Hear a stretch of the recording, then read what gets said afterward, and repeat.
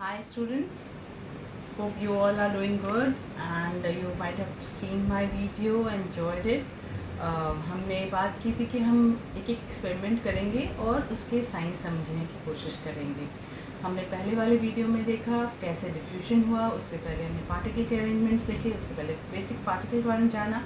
तो अब आज हम लोग बात करेंगे सोल्यूशन के बारे में, कैसे सोल्यूशन बनता है और क्यों बन जाता है, क्या होता है उसके पीछे और किस किस सिचुएशन में सोल्यूशन कैसे बना सकते हैं। जैसे कि ठंडे पानी में कितना क्या डालेंगे तो कैसे बनेगा, गर्म पानी में क्या असर होता है, ये हम सब जानेंगे कि कैसे सोल्यूशन बनाते हैं।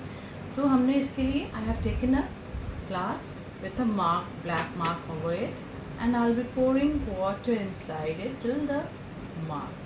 Okay.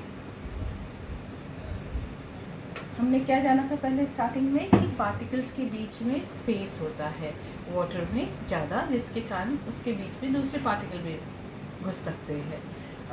कोई भी चीज़ में हमें पता पार्टिकल्स जो है अपने एक बॉन्डिंग के साथ जुड़े हुए हैं, तभी वो फ्लो हो रहा है या फिर सॉलिड है या फिर गैस है, लेकिन उस पार्टिकल के अरेंजमेंट के हिसाब से।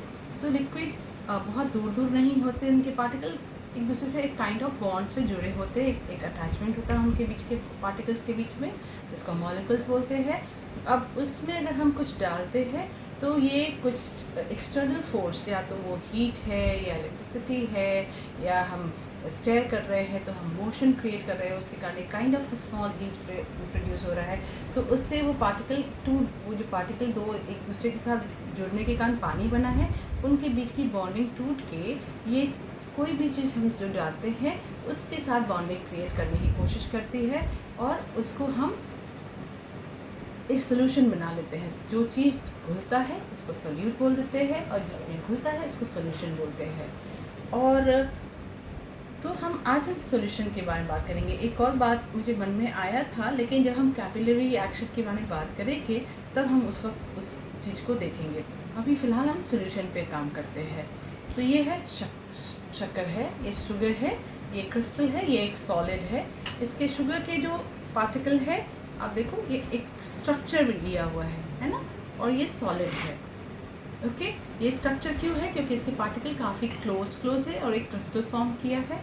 अब इस शुगर को हम इस ग्लास में मिलाएंगे और हम इसको स्टेयर करेंगे। इसको तब तक मिलाएंगे जब तक ये घुल नहीं जाता। अब ये घुल जाने के बाद फिर हम दूसरा चम्मच डाल के मिलाएंगे, फिर हम इसको घुलाएंगे, फिर हम तीसरा चम्मच मिलाएंगे, जब तक ये घुल के बाद में घुलना बंद नहीं होता। इसके बाद इसका मतलब कि इसके पार्टिकल के बीचों में अब जगह नहीं रह गई, अब ये इससे सैचुरेशन स्टेट आ गया है ना। तो हम थोड़ी देर पॉज करते हैं और फिर हम आगे प्रोसीड करते हैं मिलाते मिलाते। I have put 1 spoon of sugar in this water and now I am not seeing any particle in this.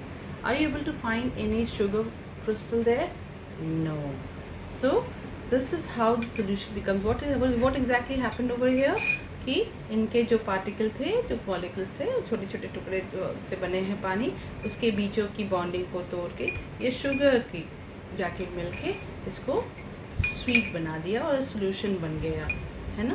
तो ये ऐसे एक सोल्यूशन बन सकता है। मम्मी जब दूध डालते हैं उसमें बॉर्नविटा डालते हैं तो मम्मी ऐसे स्टर करते हैं और फिर स्टर करने के बाद उसको चॉकलेटी हो जाता है वो मिल्क। तो उसका मतलब वो एक सोल्यूशन बन गया और बॉर्नविटा के पार्टिकल्स वो मिल्क में मिलके एक सोल्यूशन बना देते हैं। ये एक एक्सपेरिमेंट हुआ। ओके, अभी हमने इसमें 1 स्पून ही डाला है। अब हम इसमें दूसरा स्पून भी डाल के देखेंगे कि ये घुलता है कि नहीं।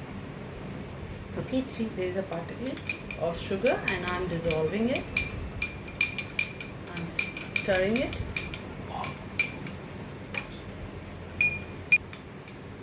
I'm just mixing this sugar in a water, second spoon, it's becoming less and less, you can see this.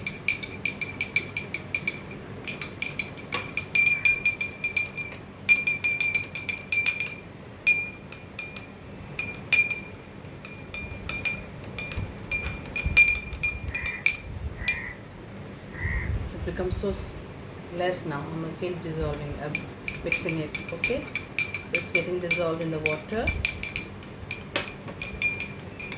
So the second spoon I have used, okay, second time I have put this sugar. Then similarly I'll put third and I'll see till what time, कब तक ये मिलना बंद हो जाता है, sugar पानी में घुलना बंद हो जाता है. तो उससे second spoon I will use third, I will give third, put third and fourth. I'll see how long it will take and then I'll give you the report कितना शुगर इस पानी में गया. Okay, the third one.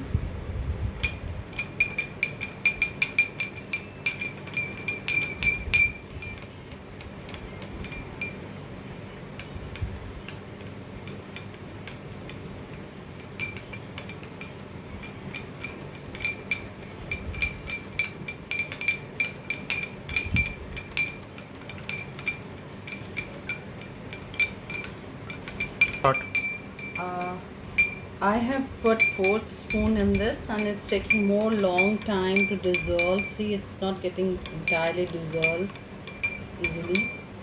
So it's coming to its saturation point. यहाँ पे इसके बाद इसमें और शुगर घुलाना मुश्किल हो जाएगा, है ना. So we'll assume that in a fourth spoon it is going to come to the saturation point. And you have seen that I have taken sugar here. See it's point. Okay, so it's not getting dissolved easily. So we'll see that it's a 3.5 spoon is the saturation point for this cold water, normal room temperature water का saturation point है. और इसके आगे sugar नहीं dissolve हो रहा है, right? इसके आगे नहीं हो रहा है. Okay, and similarly we will see कि hot water में क्या होता है. जब we will use a warm water or a hot water, then what situation is going to come. So we will do the practical of that also. Okay, so for that what I'll do, I'll just see the marking. I'll do the marking similarly how it is there, it was there,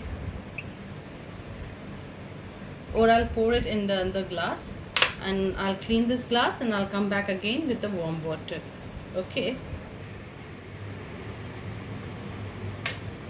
so I'm taking hot water, same amount of water because the label there black color. So I'm taking same amount of water. It's a hot. Okay, so I'll put 1 spoon as I have placed. I put 1 spoon in the cold water, room temperature water. So इसमें भी डालेंगे and I will see how long it will take to get dissolved.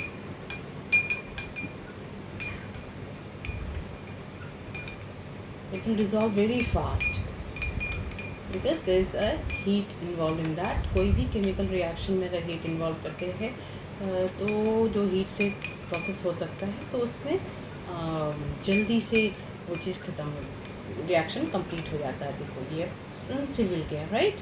So first spoon is done, then I am placing second spoon. See, एक ही video में सब एक ही बार में सब dissolve होता रहा है. आप फटाफट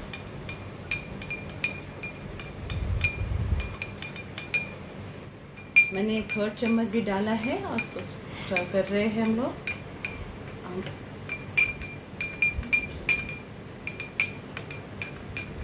और ये फटाफट घुल रहा है और अच्छे से घुल रहा है. आपको पता है मामा जब आपको दूध देती हैं तो पहले या तो उसको कप को माइक्रोवेव में गर्म करती हैं या फिर पैन में डाल के स्टव पे गर्म करती हैं. पता है क्यों ऐसा क्यों करती हैं? इसलिए करती हैं क्योंकि देखो कितने फटाक से 1/3 चम्मच भी डिज़ोल्व हो गया, मिक्स हो गया इसके अंदर. अब ये 4 चम्मच है, उसमें 4th में पार्टिकल रह गए थे उसके, है ना. आपने क्रिस्टल्स देखे, शुगर क्रिस्टल्स रह गए, सारे डिज़ोल्व हो जाएंगे.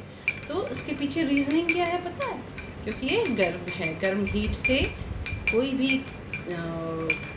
जैसे प्रोसेस हम करते हैं कुछ घुलाने की, पकाने की, तो वो जल्दी हो जाता है. नहीं तो मामा डाइनिंग टेबल पर खड़े ही दूध आपको बना के फ्रिज से निकाल के फट से दे देती, तो लेकिन उसमें आपके बॉर्नवीटा जो है वो या हॉर्लिक्स जो है वो ठीक से डिज़ोल्व नहीं होता, मिक्स नहीं होता, फिर आपको पीने में भी मज़ा नहीं आता। इसके लिए मम्मा उसको माइक्रोवेव में गर्म करती है या फिर स्टव पे गर्म करती है।